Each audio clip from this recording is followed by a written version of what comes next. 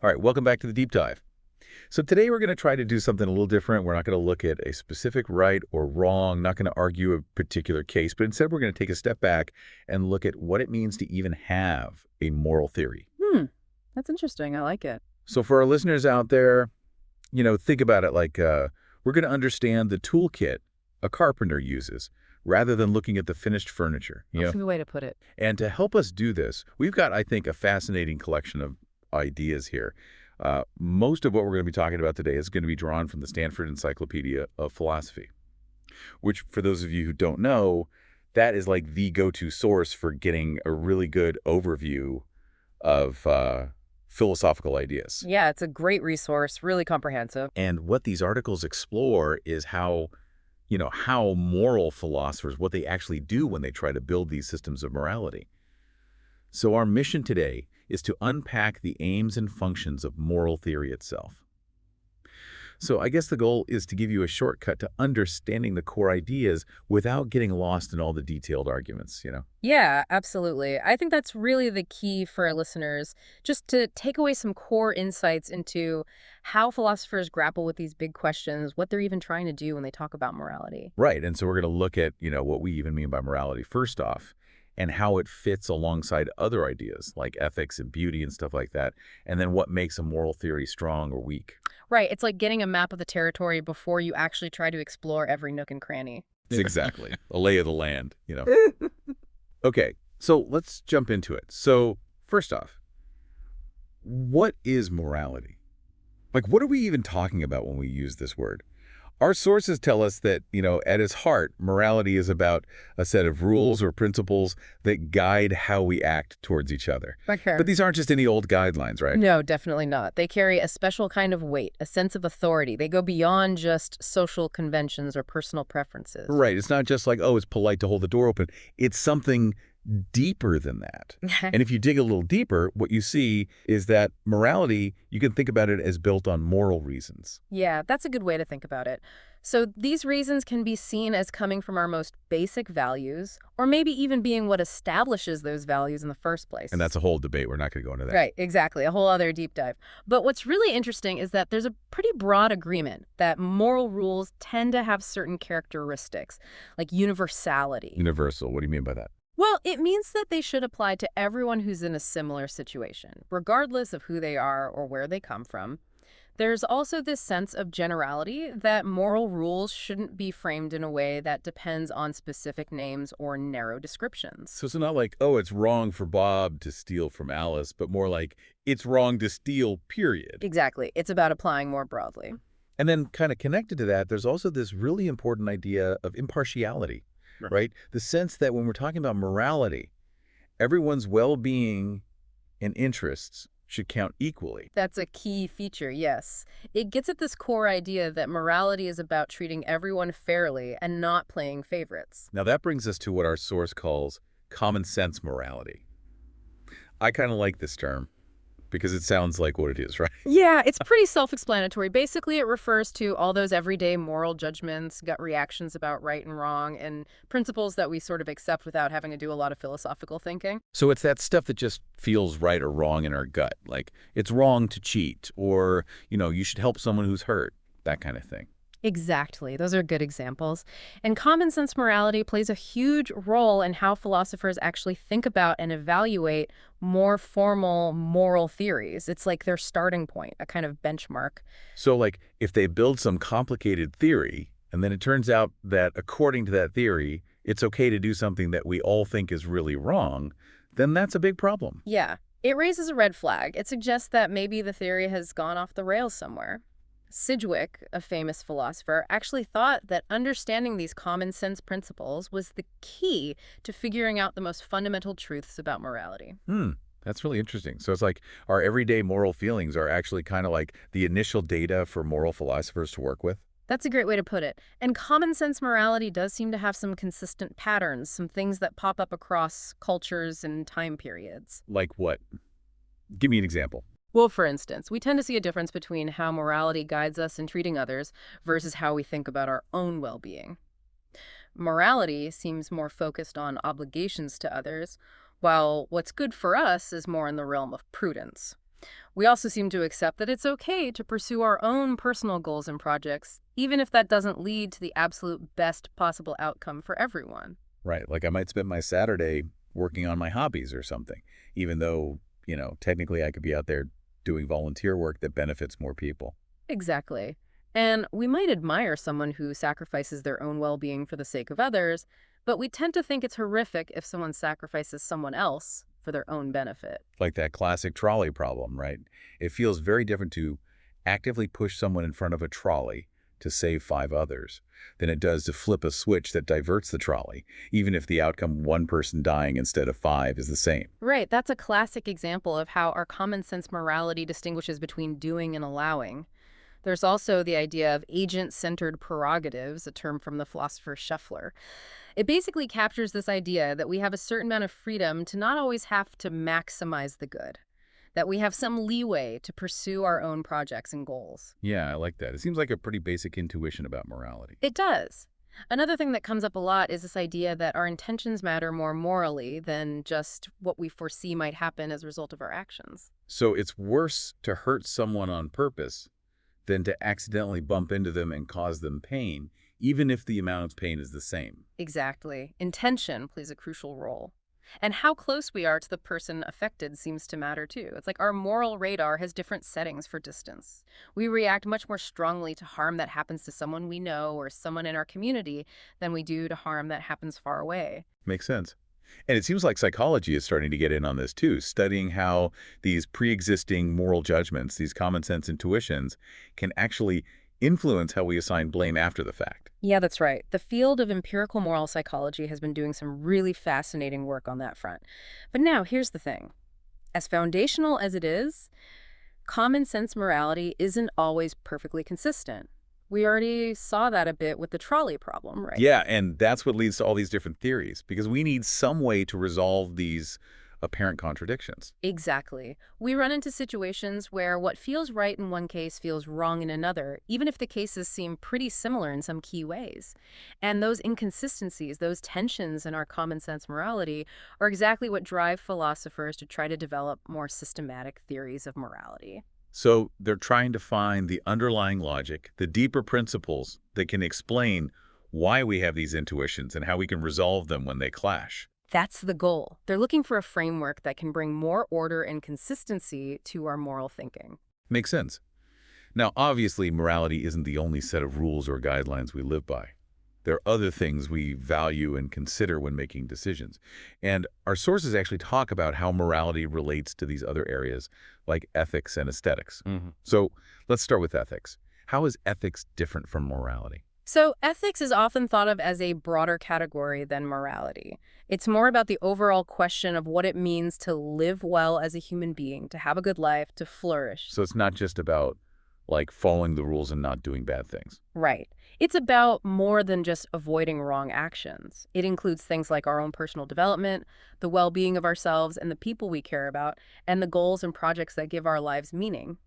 Think back to Aristotle's idea of eudaimonia. Right, that sense of living a fulfilled and flourishing life. Exactly. And Bernard Williams, another important philosopher, was actually pretty critical of what he called the morality system because he thought it could sometimes overshadow these wider ethical considerations. Like, he was worried that if we focus too much on moral obligations, we might end up neglecting things like personal integrity and authenticity. So it's like you could be doing all the right things morally, but still not be living a truly good or meaningful life. That was his concern. He thought the morality system could be too narrow in its focus. He also highlighted some specific features that he thought were potentially problematic, like this sense of morality being inescapable, that it's always there looming over us no matter what we do. It's funny, I never thought about that before, but it's true. Morality does feel kind of inescapable. Like it's always relevant no matter what the context. Right. And Williams also pointed out the idea that moral obligations always trump everything else, that they always come first. And he criticized the emphasis on impartiality and morality, and the way moral theories often try to find these broad generalizations that apply to everyone. So he thought morality could be too demanding, too impartial, too focused on abstract rules. Those were some of his concerns. And his work was actually part of a bigger trend in the 80s and 90s called anti-theory. It was this wave of philosophers who were basically expressing some dissatisfaction with the dominant ways of doing moral philosophy at the time, like consequentialism and deontology. Right, because those theories do often seem to try to create these very systematic, rule-based systems of morality. Exactly. And these anti-theory folks were arguing that maybe morality is just too complex, too context-dependent to be captured in a neat set of rules like that. They thought that maybe those traditional approaches were oversimplifying things. So what were their main arguments? Like, what were they saying specifically? Well, one big worry was that morality, with all its talk about obligations and duties, could end up being way too demanding, like it could take over our whole lives, leaving no space for things that aren't explicitly moral. Like hobbies, personal projects, just hanging out with friends, that kind of thing. Exactly. And they were also worried about this idea of alienation, that by focusing too much on these abstract moral rules, we might end up feeling disconnected from our own feelings and motivations, or from genuine connections with others. That's interesting. You mean like if you're always acting out of a sense of duty, you might lose touch with the more personal, emotional reasons why you care about doing good things in the first place. Exactly. Like imagine you're helping a friend because it's your moral duty. That might feel very different from helping them because you genuinely care about them and want to see them happy. Yeah, I can see that. Like the motivation is different even if the action is the same. Right. And they also felt that this emphasis on impartiality and morality didn't really leave enough space for our special obligations to the people we're close to our family and friends. Like it's pretty clear that we have stronger obligations to our loved ones than we do to strangers. Exactly. And they also felt that this push for general, universal rules kind of flattened out the richness and complexity of moral experience. Okay, so these are some pretty serious challenges. What was the response from like the more traditional moral theorists? Well, some philosophers tried to find ways to address these alienation worries without abandoning the project of moral theorizing altogether. For example, there's this idea called sophisticated consequentialism, which was developed by Railton. Okay, so consequentialism, just to remind our listeners, is the view that the right action is the one that produces the best overall consequences. Exactly. And Railton's idea was that we can be good consequentialists. We can still ultimately care about maximizing good outcomes, but without having to constantly calculate the consequences of every single action we take. So like I can still value my friendships and relationships for their own sake without having to think, okay, is this interaction maximizing overall happiness every time I talk to a friend? Right, that's the idea. The justification for valuing those relationships is still ultimately consequentialist, in that those relationships probably do contribute to overall well-being, but we don't have to be constantly thinking about that in our day-to-day lives. So the underlying reason is still there. It's just not something we're consciously thinking about all the time. Exactly. And other philosophers have explored the idea that a morally good person, they might be responding to the right kinds of reasons, Yeah. even if they can't always articulate those reasons in a super precise way. So it's more about having the right kind of motivation, the right kind of sensitivity to moral considerations, even if you can't always put it into words. Yeah, that's a good way to put it. And what about this question of impartiality?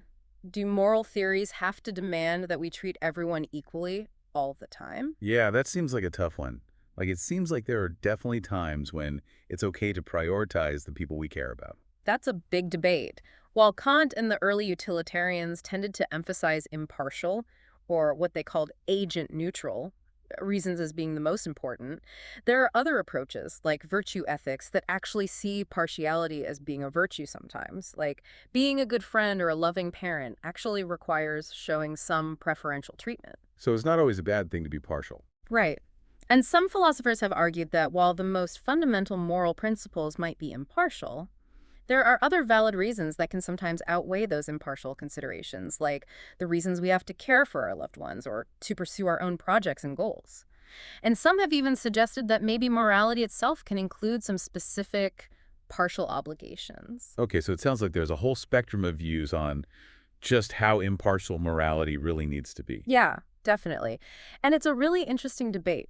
For example, the philosopher Barron has suggested that maybe impartiality is most important at the level of creating general moral rules and principles, but that it might not need to dictate every single action we take in our daily lives. So like the rules themselves should be impartial, but we don't have to apply them in a totally impartial way all the time. That's his idea.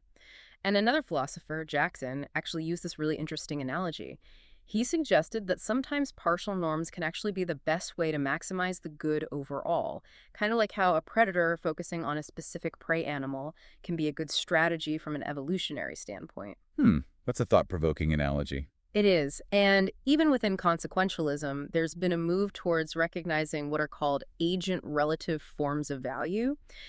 Basically, the idea is that there are some things that are good specifically for me or for my loved ones, and that it's okay to prioritize those things to some extent. This is kind of a way to try to make consequentialism fit better with our intuition, that we have stronger obligations to the people we're close to. So it's like, it's still about maximizing the good, but the good might include things that are specifically good for me or for people I care about. Right. And one example of this is Portmore's common sense consequentialism, which focuses on the reasons an agent has to prefer certain outcomes, which naturally includes the well-being of their inner circle. Okay, so that's a lot to take in. Are there any, like, common threads, any points of agreement amidst all this debate about what morality is and what makes a reason a moral reason? Yeah, there are definitely some common threads. I think most philosophers would agree that moral reasons tend to have a certain weightiness to them, that they carry a kind of special importance. So, like, they're not just, oh, I prefer this flavor of ice cream, but more like, it's important to be honest or something like that. Exactly. And they'd also agree that moral reasons are non-egoistic, that they're different from reasons of pure self-interest.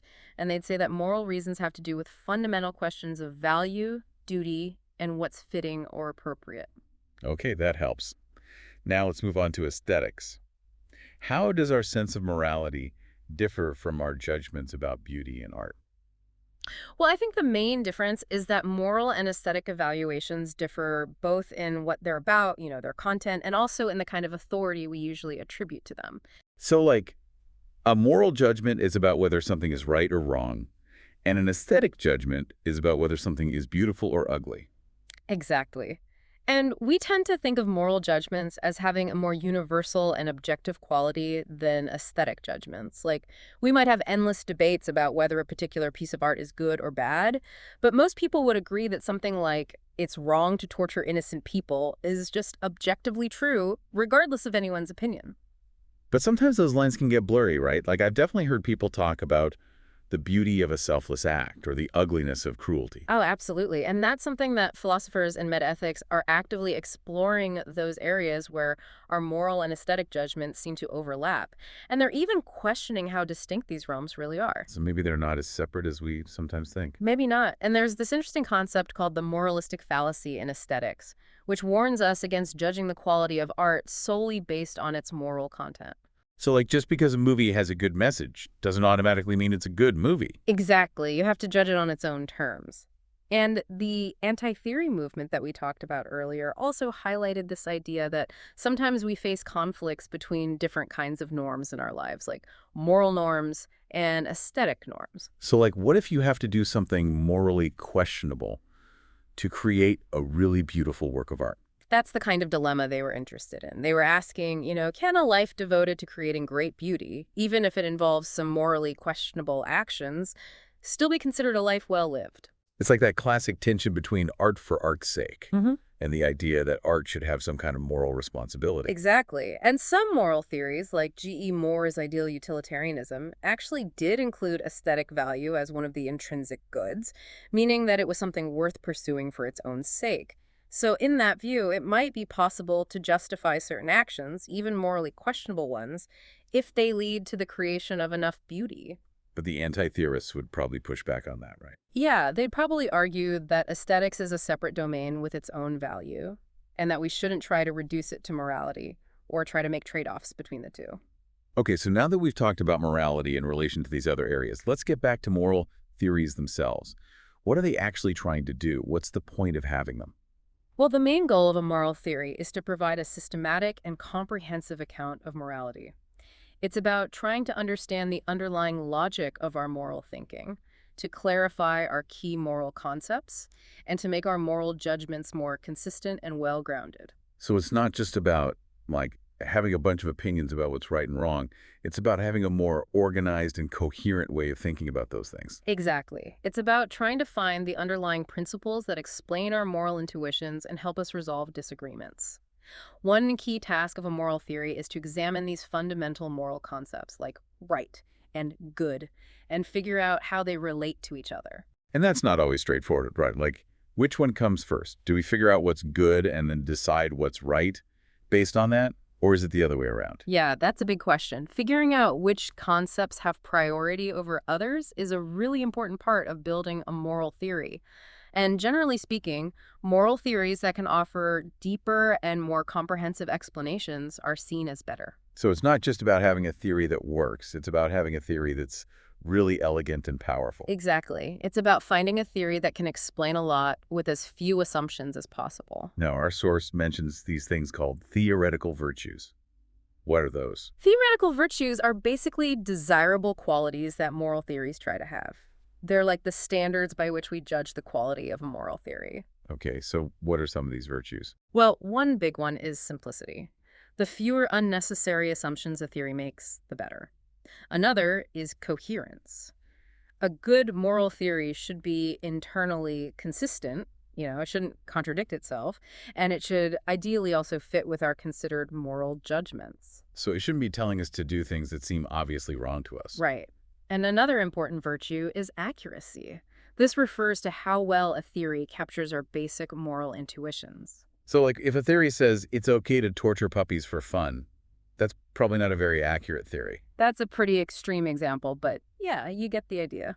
And it seems like being useful in the real world, being able to actually guide our actions is also really important. Oh, absolutely. Our source calls this applicability, and it's a big one. A moral theory that can't offer any practical guidance for how to live is going to face some serious criticism. So, like, if a theory says, oh, you should always do the thing that maximizes happiness for the greatest number of people, but it doesn't give you any way to actually figure out what that thing is, that's not very helpful, right?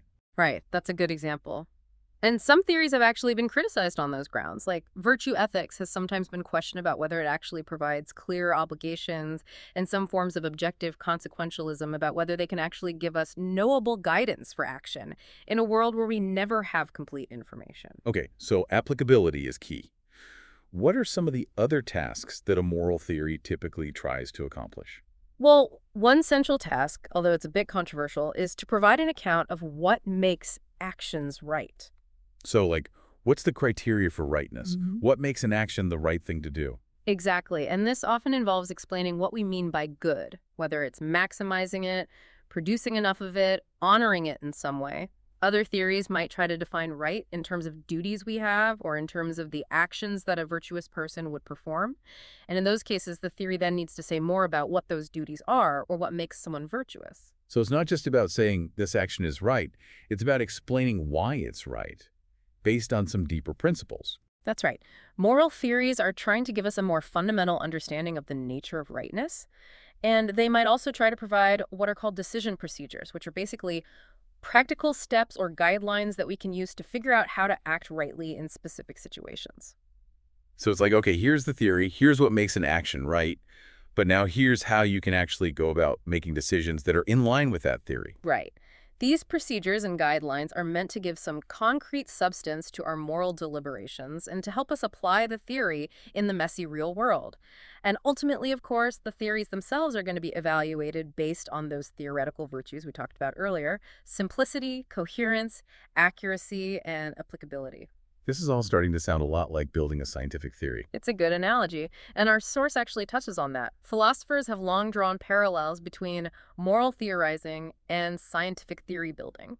So are our gut feelings about right and wrong kind of like scientific data that moral theories need to explain? Some philosophers would say yes, that those intuitions are the basic data that a moral theory needs to account for. So it's like we have all these data points about what seems right and wrong, and now we're trying to build a theory that explains all those data points. Exactly.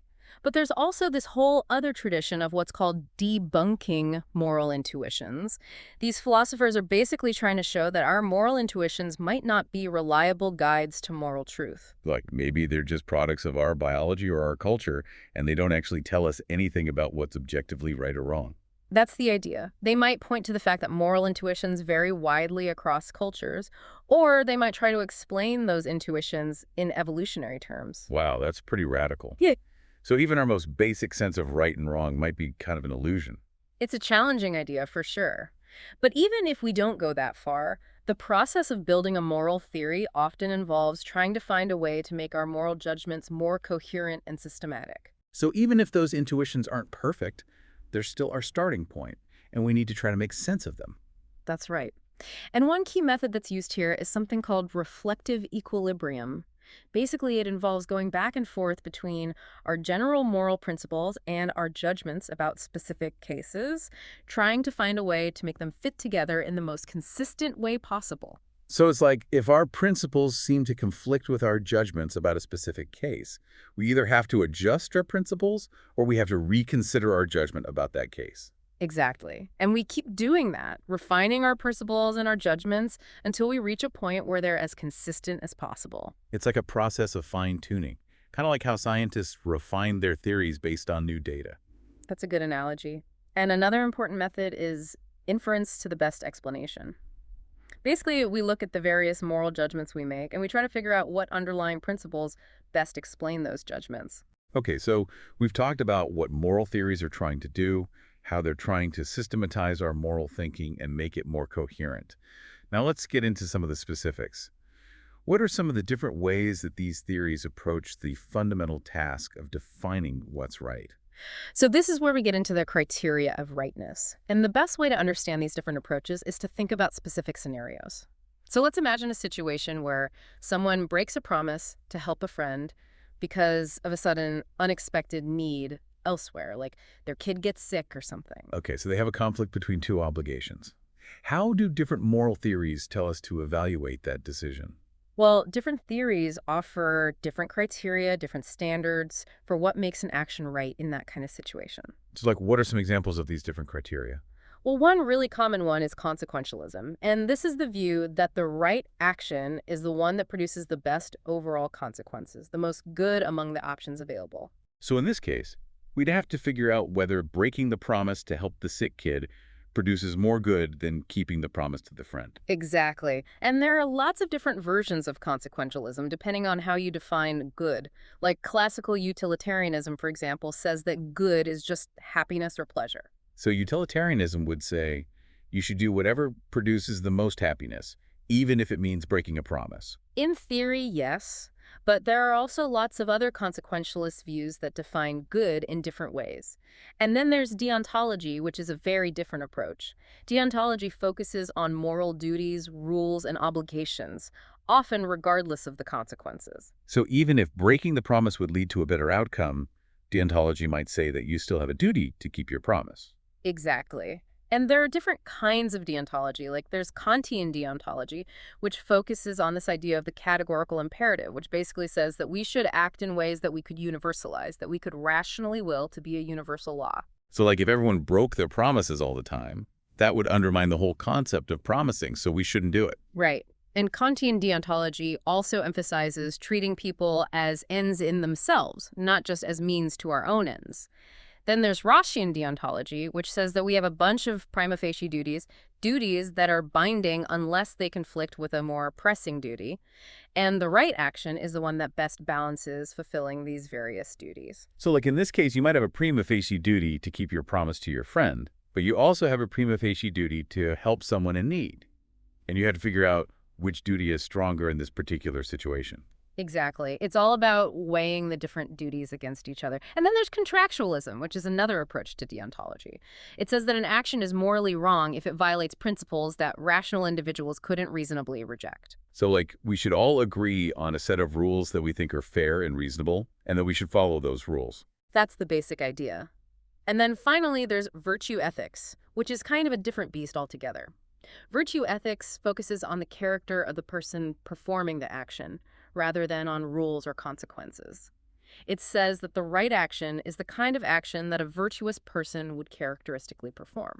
So like if you want to know whether it's right to break a promise, you should ask yourself, what would a really honest and trustworthy person do in this situation? Exactly. Virtue ethics is all about developing the right kind of character and then letting your actions flow naturally from that character. Okay, so these are some really different approaches to morality. It's like they're coming at it from totally different angles. They are. And it's important to remember that these criteria aren't always meant to be like step-by-step decision procedures for how to act in every situation. So it's not like you're supposed to pull out your consequentialist handbook and start calculating happiness units every time you have to make a decision. Right. Although some theories do try to develop more specific decision procedures. But the criteria are more like the fundamental principles, the standards by which we judge whether an action is right or wrong. Okay, that makes sense.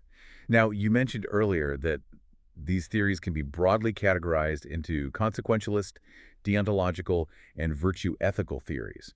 Can you say a little more about the underlying differences between those three categories? Sure. So consequentialism, as we've said, is all about judging actions based on their consequences. Deontology is about following rules and duties. And virtue ethics is about developing the right kind of character. Okay, but what's the really fundamental difference? Like, what makes them so different at their core? Well, one key difference is that consequentialism tries to reduce all moral concepts to facts about consequences.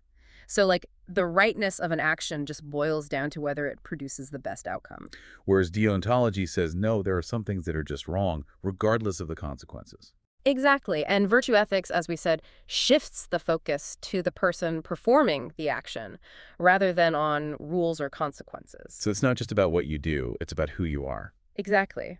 And there's another way to think about this distinction, which was proposed by the philosopher Pettit. He talked about the difference between promoting value and honoring value. What does that mean? So consequentialist theories are fundamentally about promoting value. They say that we should actively try to bring about as much good as possible in the world. Deontological theories, on the other hand, are more about honoring or respecting value. They say that we should follow certain rules and principles even.